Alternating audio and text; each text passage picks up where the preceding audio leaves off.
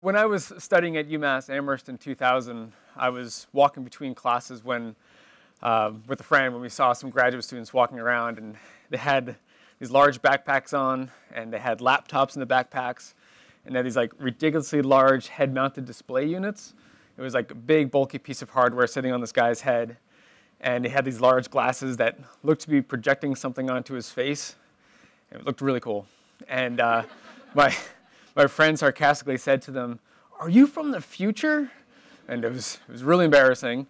But it turns out that they were from the future, and the future being roughly 2017 to 2018 when augmented reality started going mainstream. And that's what I want to talk about today. Augmented reality and how it's being applied today and how it will be practically applied to our everyday lives in the near future.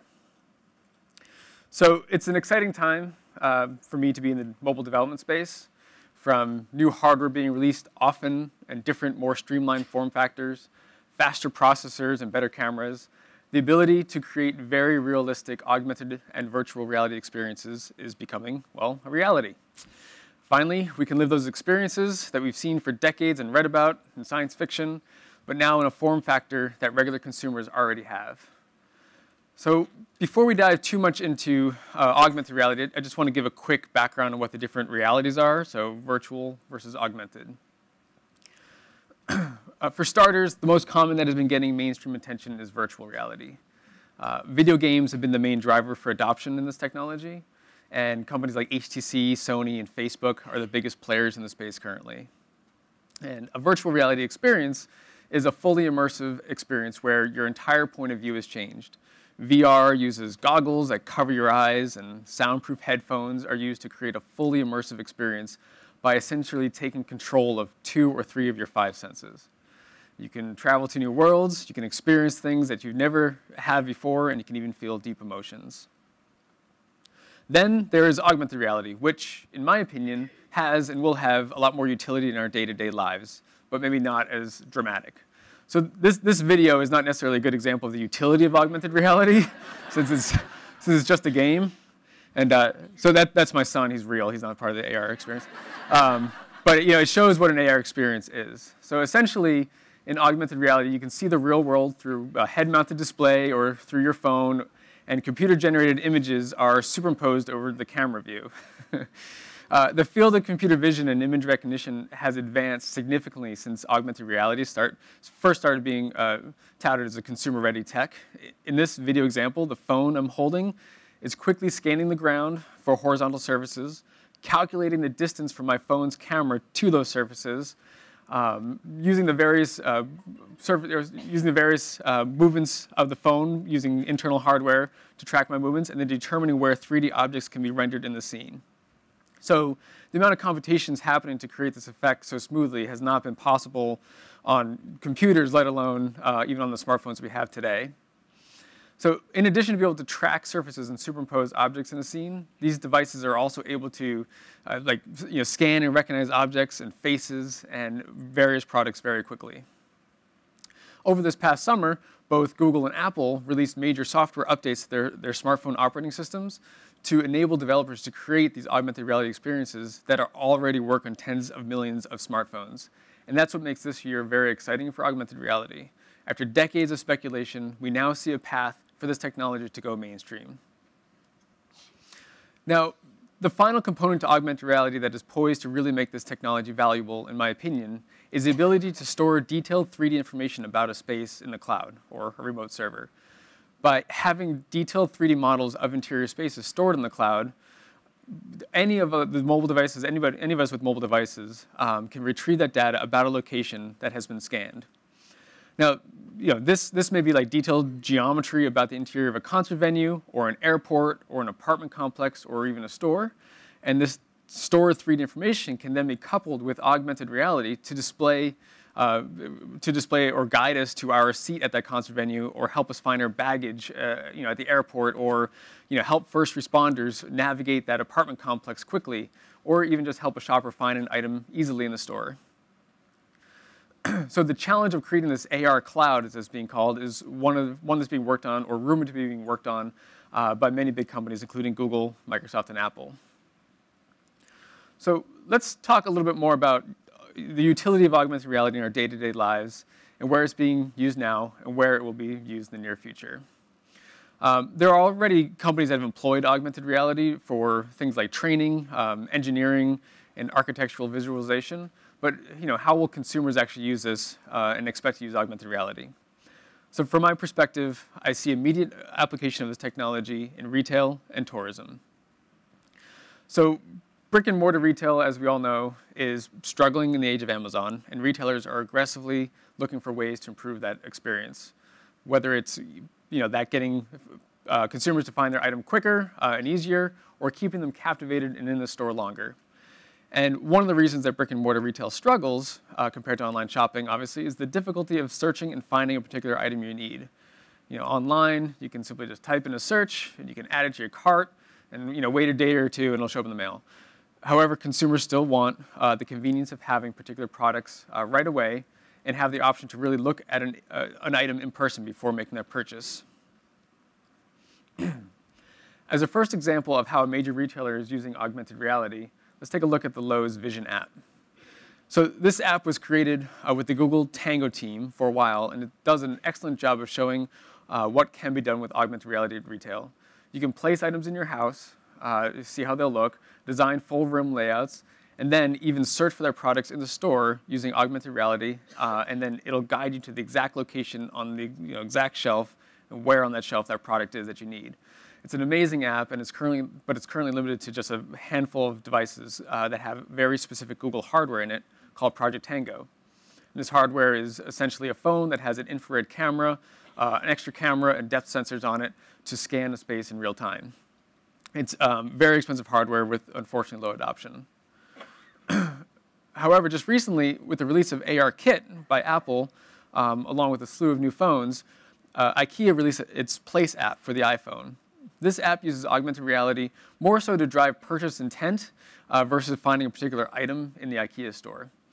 In this app, you get to browse the IKEA catalog, measure and place items in your store, and see how they look in AR. You can save and share pictures of the furniture, and in theory, this will increase our desire for that piece of furniture to order through the IKEA store online, or brave IKEA in person, which is a thing in itself.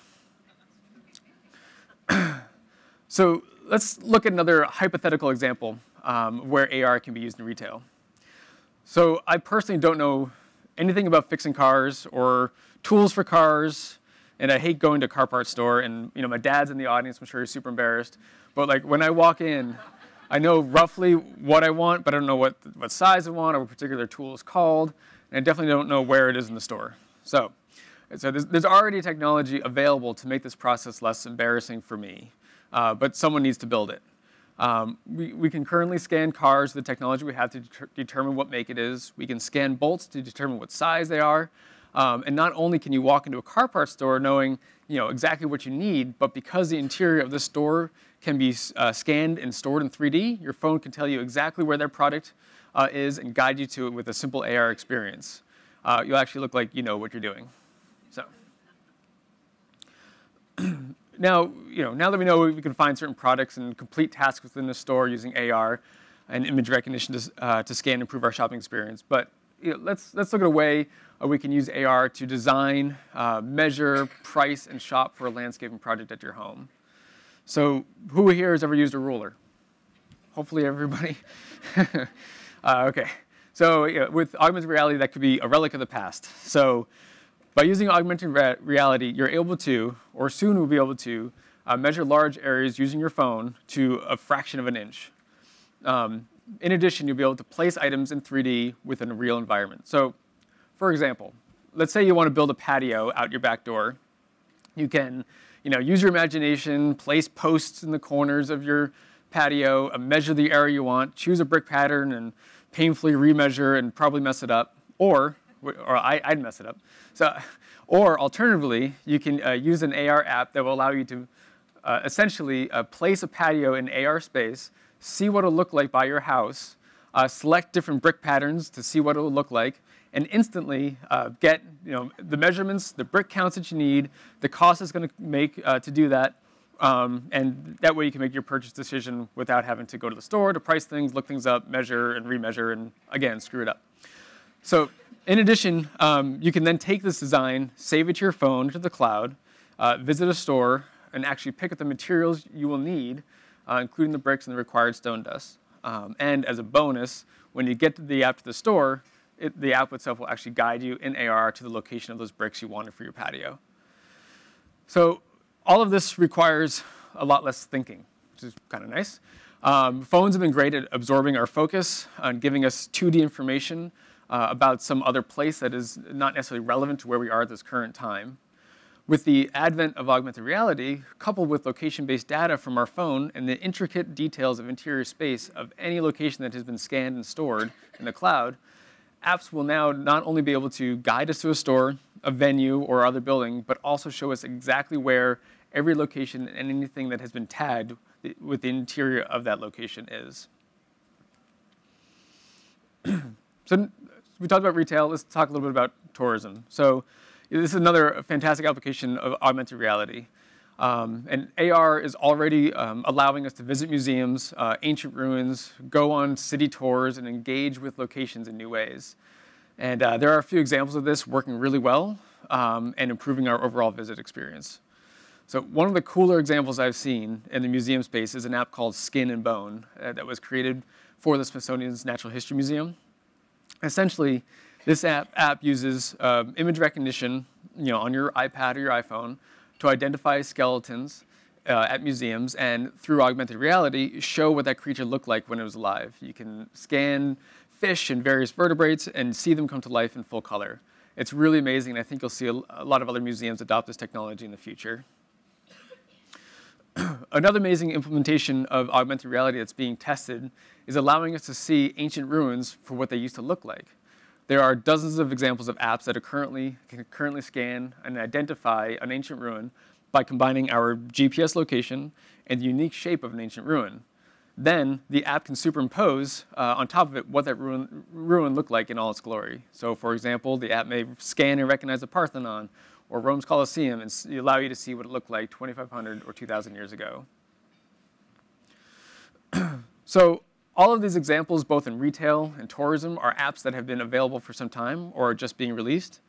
But where is this technology going, and why should you care? So with the introduction of mobile augmented reality platforms this past summer, we're starting to see a path to mass adoption of this hardware and software that has the computational power at a very small scale that can handle these very complicated applications. So video games like Pokemon Go and a slew of others that are just released on the Apple Store now will continue to push the adoption and understanding of this technology to more users.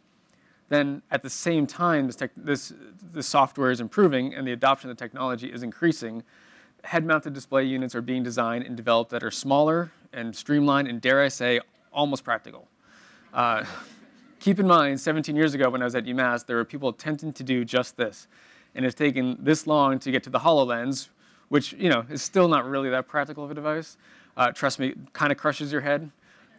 It's cool, but so. However, what I do see happening in the next 2 to 4 years is we'll see a transition from smartphone-based augmented reality, like the examples I shared, to a streamlined head-mounted display unit that people might actually want to wear.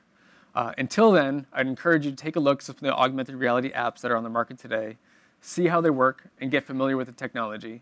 It's now mainstream and is only going to become more prevalent in our day-to-day lives.